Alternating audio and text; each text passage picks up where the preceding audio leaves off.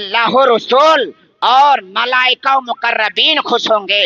اس کے بغل میں نخعی بیٹھا ہوا تھا، وہ تاڑ گیا کہ کل عمر ابن سعد مارا جائے گا۔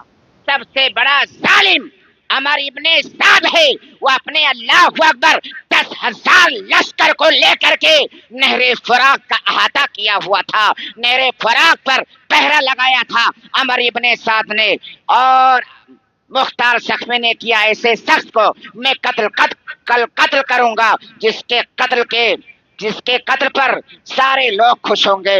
لوگوں نے کہا کہ جا کر کے اٹھ کر کے گیا اور کہا اپنے حفاظت کا انتظام کر لو، کل تمہیں مختار سخوی قتل کرنا چاہتا ہے۔ اللہ اکبر، کہا نہیں، اس کی ہماری تو دوستی ہے، کہا نہیں، میں نے سنا ہے وہ کہہ رہا تھا کہ میں ایسے شخص کو قتل کروں گا جس کے قتل پر فرشتے مقربین بھی خوش ہوں گے، ملائکہ خوش ہوں گے، میں جاننا ہوں تیرا ہی قتل کرنے والا ہے۔ صبح ہوتے ہوتے مختار سخوی نے اپنے کوتوال کو بھیجا کہ جا کر کے عمر ابن سعد کو بلا لاؤ۔ جب مختار سخوی کا یہ کوتوال پہنچا، مختار سخوی نے اپنے بیٹے حفص کو بھیج دیا، کہا جا کر کے کہہ دو کہ میرا باپ اب گوشہ نشین ہو گیا ہے، اب باہر نہیں نکلتا ہے، اب صرف ذکر و اذکار کرتا ہے۔ جب اس کا بیٹا حفص آیا اور کہا میرا باپ تو اب اپنے کمرے میں بیٹھ کر کے ذکر و اذکار کرتا ہے، وہ گوشہ نشین ہو گیا ہے، تو مختار سخوی نے کہا او ظالم، اس دن گوشہ نشین کیوں نہیں ہوا تھا؟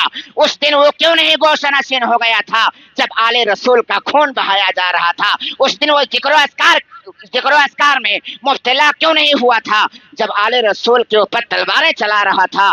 اب تو نہیں بچ سکتا ہے، تو فوراً اپنے 2 سپاہیوں کو بھیجتا ہے اور کہتا ہے اب اس کو زندہ نہ لانا، اس کا سر کاٹ لے کر کے آنا۔ چنانچہ 2 سپاہی جاتے ہیں اور عمر ابن سعد خبیث بدنہاد کا سر کاٹ لے کر کے آتے ہیں، مختار سخوی کے سامنے رکھ دیا کرتے ہیں۔ اس کے بیٹے سے مختار سخوی کہتا ہے یہ بتاؤ یہ سر کس کا ہے؟ مختار سخوی نے کہا بتاؤ یہ سر کس کا ہے؟ اس کا بیٹا حفص کہتا ہے یہ تو میرے باپ کا سر ہے۔